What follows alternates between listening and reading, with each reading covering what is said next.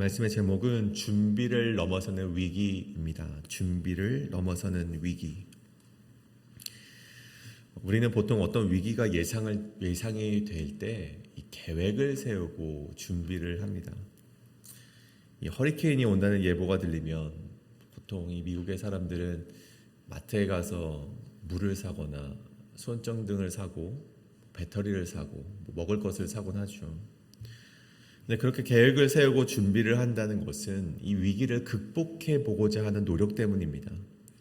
그래서 이 준비를 한다는 것은 굉장히 지혜로운 일인 것이죠. 준비를 잘하면 피해를 줄일 수도 있고 위기가 다가왔을 때 그 위기를 어렵지 않게 잘 버텨낼 수도 있습니다. 그런데 그렇게 준비를 한다 해서 모든 위기가 극복이 된다면 참으로 좋겠지만 그렇게 철저하게 준비를 했음에도 계획을 세웠음에도 감당하기 어려운 위기가 찾아올 때가 있다는 것입니다. 때로는 우리의 준비를 넘어서는 고난이 주어지기도 한다는 것이죠. 오늘 본문을 보십시오. 오늘 본문의 배경을 보면 이 히스기야에 대한 내용이 좀 다뤄지고 있습니다.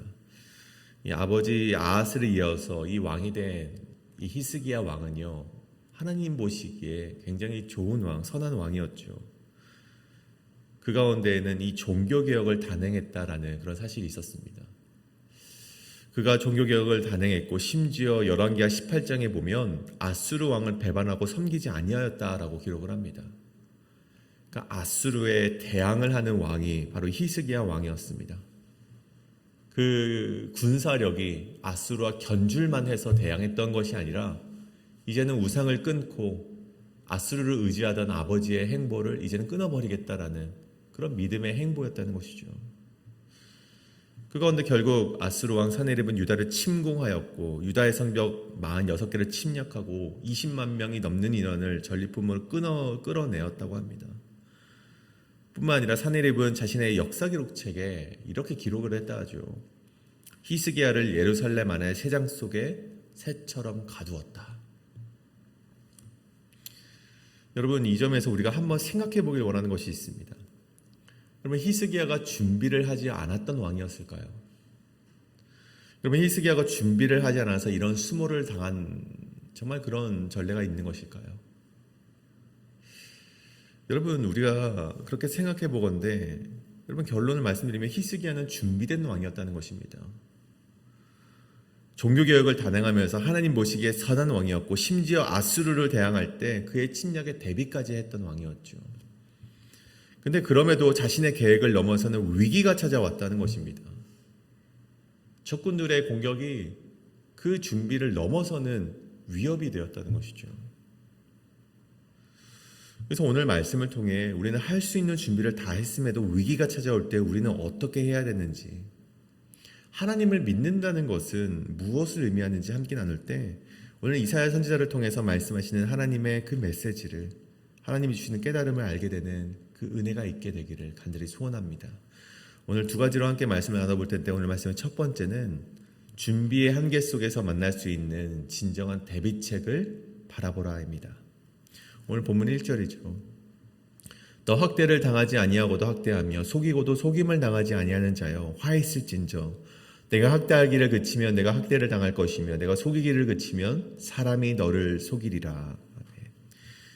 오늘 1절에 하나님께서 이 화에 대해서 이제 이야기를 하는 것이죠. 화 있을진저. 근데 이 화에 대한 대상이 누구인가 보니 바로 아수르라는 나라였습니다. 아수르를 가리켜서 하나님께서 속이는 자라고 표현을 하고 있는 것이죠.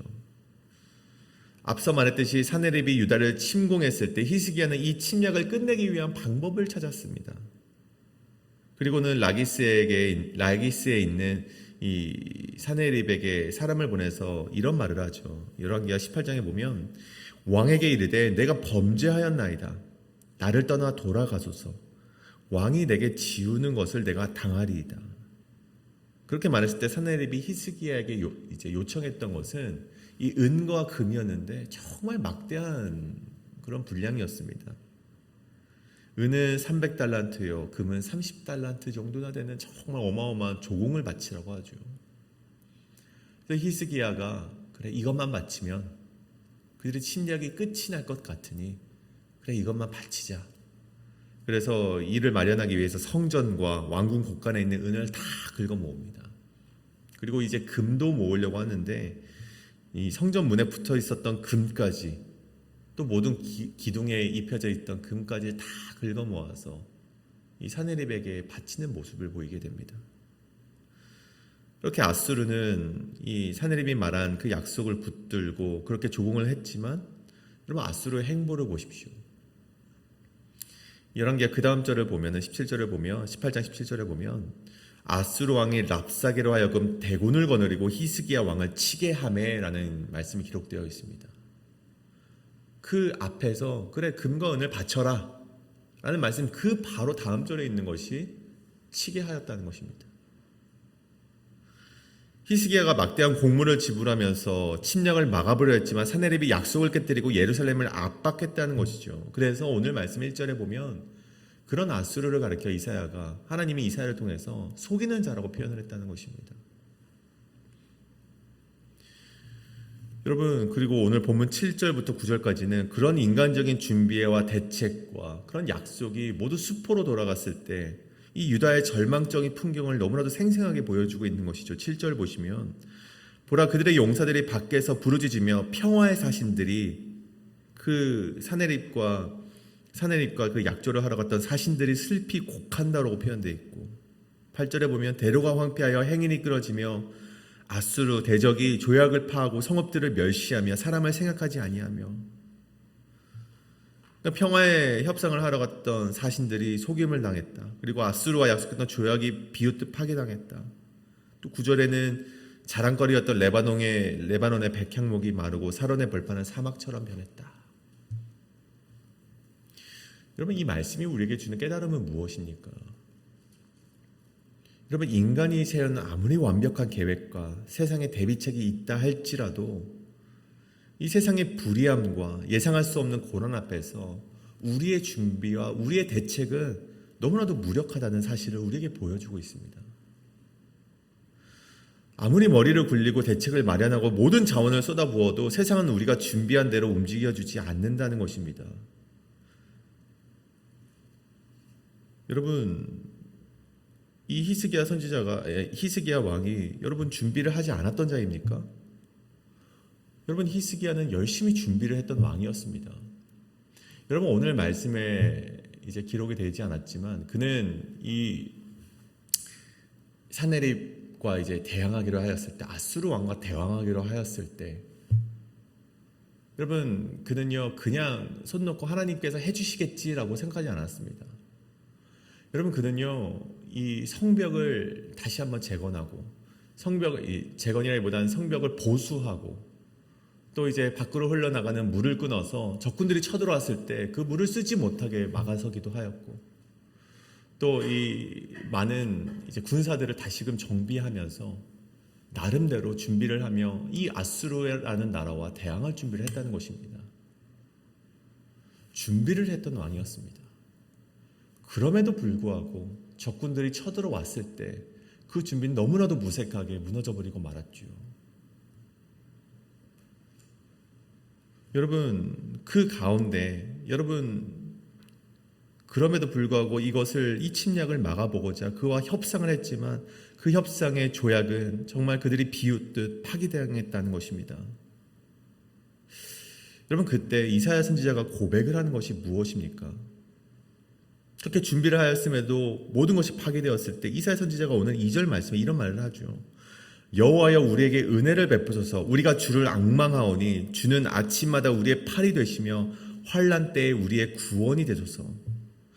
여러분, 아침마다 우리의 팔이 되신다는 고백이 무슨 고백입니까? 여러분, 유다는요 아수르의 침략에 대비해서 자신의 팔로 방어막을 치려고 했습니다. 하지만 그 모든 인간의 팔이 꺾인 순간에 터져나온 고백이 오늘 이 말씀에 아침마다 우리의 팔이 되시며, 여러분, 즉 매일을 버텨낼 수 있는 힘은, 이 매일 아침을 버텨낼 수 있는 힘은 내 힘이 아니라 하나님 아버지께서 매일 새롭게 공급하시는 능력의 팔만이 매일 우리를 구원할 수 있다. 그 말을 우리에게 전해주고 있는 것입니다. 자신의 대책이 완전히 실패했음을 깨달은 순간 비로소 유다 백성과 히스기야는 눈을 들어 하나님을 앙망하기 시작했고 그 많은 아수르 군대 18만 5천이 하루아침에 심판을 당하게 되었다는 것입니다. 여러분, 위기가 찾아왔을 때 대책을 세우고 준비하는 것은 지혜입니다. 그런데 그 대책 자체를 하나님보다 더 의지하는 것은 어리석음입니다. 여러분, 내가 이루는 준비 역시 하나님이 인도하실 때에만이 완전해질 수 있음을 우리는 기억해야만 한다는 것입니다. 오늘 세상의 속임수와 무너진 계획에 절망을 하고 있으십니까? 진정한 대비책이 되어주시는 하나님의 능력의 팔을 바라보실 수 있는 눈이 저와 오늘 여러분 가운데 함께하기를 간절히 소원합니다.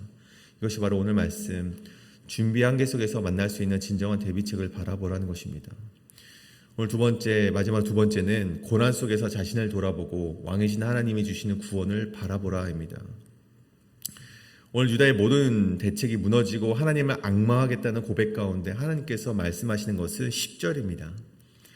여호와께서 이르시되 내가 이제 일어나며 내가 이제 나를 높이며 내가 이제 지극히 높아지리니. 그러니까 하나님이 그 무너진 유다 앞에서 하나님께서 이제 일어나시겠다라고 스스로 말씀을 하시는 것이죠.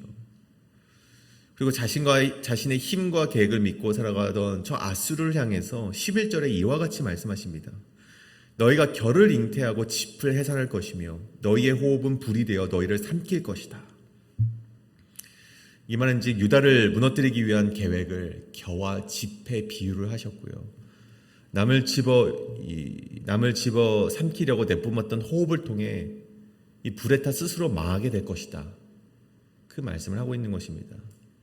그러면 이것을 조금 더 이제 살펴보자면 결국 하나님께서 일어나시면 악인들의 계획은 실패할 뿐만 아니라 그 계획이 자신들이 남을 죽이고자 했던 유다를 공격하려고 했던 그 계획을 통해서 자신들이 불살라 없어질 것이다 라는 그런 고백이 오늘 이 말씀이라는 것입니다. 그 말씀에 우리 에스더 말씀을 보면 마치 모르드게를 죽이고자 장대를 준비했던 하만을 기억하시면 될 것 같습니다. 그는 이제 그 유대인들을 학살하려고 하는 그런 하만의 계획 가운데 이 모르드게를 죽이려고 하지 않습니까? 장대를 준비해서 그를 매달아 죽이려고 하는데 그러면 그 계획이 어떻게 됩니까? 그 호흡을 통해 불이 타는 것처럼 스스로 그 장대에 죽임을 당하는 그런 수모를 당하게 됩니다. 여러분, 이것이 바로 하나님께서 일어나시면 악인들이 당할 수모라는 것이죠. 근데 하나님의 계획은 여기서 끝이 나지 않습니다. 하나님이 일어나실 때 적들만 그렇게 하나님의 그 계획 가운데 실패를 경험하는 것이 아니라 하나님이 일어나실 때 두려워 떠는 자들이 또 있습니다. 14절의 말씀이죠. 시온의 죄인들이 두려워하며 경건하지 아니한 자들이 떨며 이르기를 우리 중에 누가 삼키는 불과 함께 거하겠으며 우리 중에 누가 영영이 타는 것과 함께 거하리요 하도다. 여러분, 여기서 하나님이 일어나실 때 두려워 떠는 것은 적군들만이 아니라 아수르뿐만이 아니라 시온 안에 있는 죄인들도 떨게 될 것이라는 말씀을 하고 있는 것입니다. 고난의 때, 여러분, 그래서 고난의 때 우리는 외부의 문제만을 해결해 달라고 하나님께 간구하는 것만큼이나 더 중요한 것이 있다면 우리 내면의 모습 속에 죄악된 모습은 없는가 우리는 돌아봐야 한다는 것입니다. 하나님께서 일어나실 때 적군들의 죄악만 드러나는 것이 아니라 우리의 죄악 역시도 드러나게 되어 있기 때문이죠. 나는 하나님 앞에서 정직하였는가, 하나님의 백성답지 못하게 공의롭지 못한 것은 아닌가, 자꾸만 질문을 던져야 한다는 것입니다. 여러분, 15절의 말씀을 보십시오. 하나님 앞에 설 자의 모습은 바로 이러한 자의 모습입니다. 오직 공의롭게 행하는 자, 정직히 말하는 자, 토색한 재물을 가증히 여기는 자, 뇌물을 받지 아니하는 자, 꾀를 따라 살지 않고 눈을 감아 악을 피하는 자. 하나님께서는 그런 자들의 요새가 되어주신다고 말을 하고 있는 것입니다. 단순히 시온에 있는 자들의 모든 요새가 되어주시겠다고 말하지 않으십니다.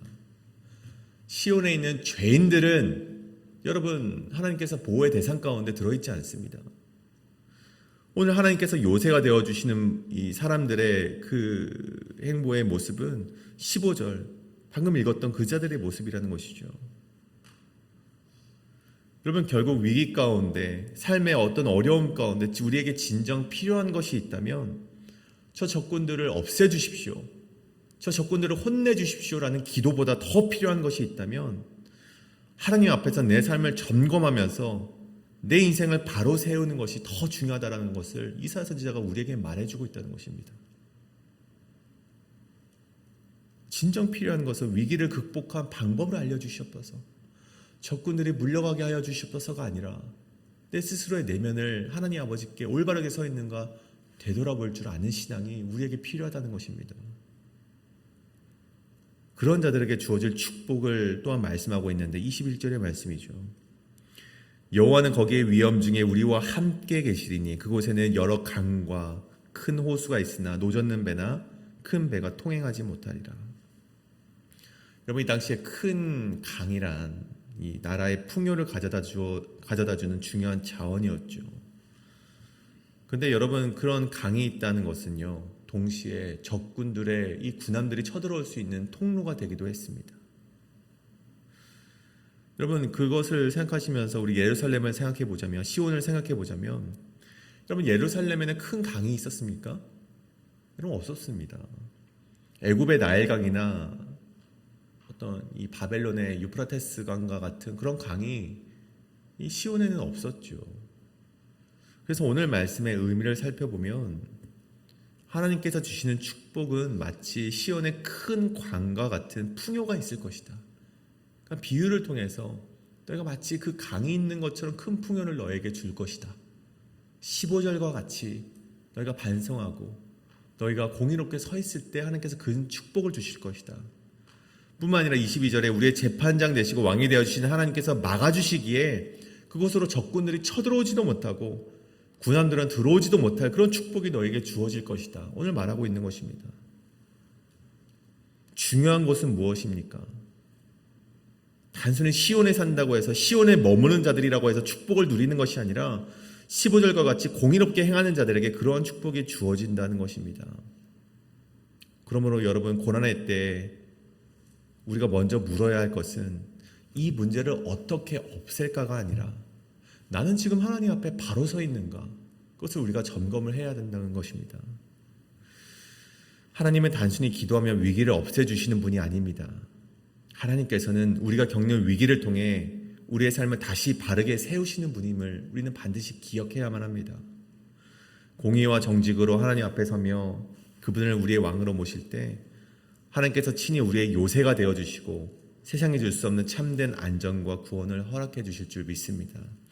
오늘 말씀 정리하고자 합니다. 여러분, 다시금 오늘 말씀을 되돌아보며 여러분, 히스기야는 준비하지 않았던 그런 왕이 아니었습니다. 왕으로서 할 수 있는 준비를 다 했고 심지어 하나님을 의지했습니다.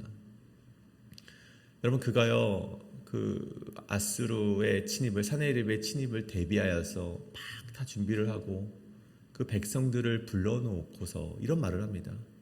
너희는 두려워하지 말라. 너희는 하나님을 믿으니 두려워하지 말라. 여러분, 그렇게 백성들을 모아놓고 그런 군사들을 모아놓고 그렇게 담대하게 선포를 했지만 그럼에도 불구하고 사네립이 예루살렘을 포위했을 때 그는 정말 그 사네립의 말처럼 새장 속에 갇힌 새와 같을 뿐이었습니다. 여러분, 때로는 우리가 열심히 준비를 하고 신앙생활을 열심히 하지만 여러분, 우리는 그 위기 속에서 무너질 때가 있습니다. 여러분, 그 가운데 오늘 말씀이 우리에게 주어질 메시지는 무엇입니까? 여러분, 믿음은 준비하지 않는 것이 아닙니다. 최선을 다해서 준비를 하되 그 준비를 우리의 구원대로 삼지 않는 것입니다. 내가 이만큼 준비했으니 내가 저 위기를 극복해낼 수 있겠지. 그런 생각 자체가 우리에겐 위협이 될 수 있다는 것이죠. 중요한 것은 위기 때 정말 우리가 준비를 하지만 그 준비 가운데 그 모든 계획을 이뤄가시는 하나님만을 의지할 수 있는 우리의 신앙인이 되어야 된다는 것입니다. 더 나아가 위기의 때에 문제 해결만을 위해 간구하는 것이 아니라 내가 하나님 앞에 바로 서 있는지를 또한 되돌아봐야 될 줄 믿습니다. 공의와 정직으로 우리의 삶을 바로 세우시고 마지막까지 우리의 왕이신 하나님을 앙망함의 모습으로 오늘 하루를 살아나가시는 저와 여러분이 되어서 하나님이 이루시는 참된 구원을 바라보실 수 있는 저와 여러분이 되시기를 간절히 소원합니다. 이 시간 함께 이것을 놓고 함께 기도하시길 원합니다. 우리 가장 먼저 기도하실 때, 하나님, 내가 이 위기의 때 준비를 하게 하실 때 그 준비가 끝이 아니고 그 준비마저도 하나님 아버지께 맡겨드릴 수 있는 그런 신앙인이 되게 하여 주시옵소서. 그 준비와 계획을 우리의 구원자로 삼지 않고 오직 그 준비와 계획을 이뤄가시는 하나님만을 믿으며 나아가는 우리의 인생 되게 하시고, 또 그런 위기가 주어졌을 때 그 문제의 해결만을 위해 간구하는 것이 아니라 내가 하나님 앞에 바로 서 있는가, 하나님이 원하시는 모습으로 서 있는가, 우리가 그것을 또한 되돌아볼 수 있는 신앙인이 되게 하여 주시옵소서라고 시간께 기도하며 나아가시겠습니다. 기도합니다.